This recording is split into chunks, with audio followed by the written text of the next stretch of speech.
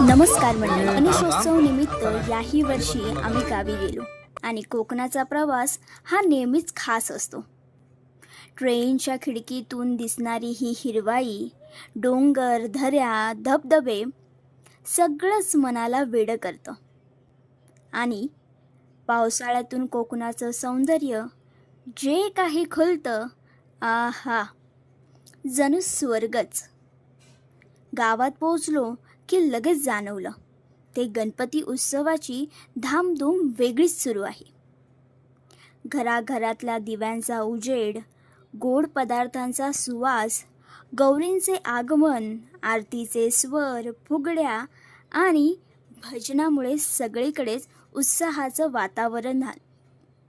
आणि त्यात भर म्हणजे आम्ही सगळी भावंड एकत्र असल्यामुळे अजून खूपच धमाल आली.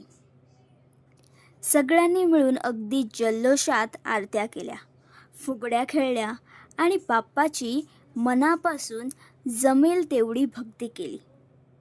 या सगळ्यात 11 दिवस कसे गेले कळलेच नाही आणि बाप्पाच्या विसर्जनाचा दिवस उजाडला.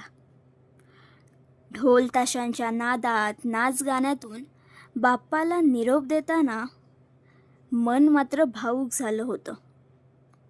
पण तरीही गणपती बाप्पा मोरया, पुढच्या वर्षी लवकर या, असं म्हणत बाप्पाला निरोप दिला.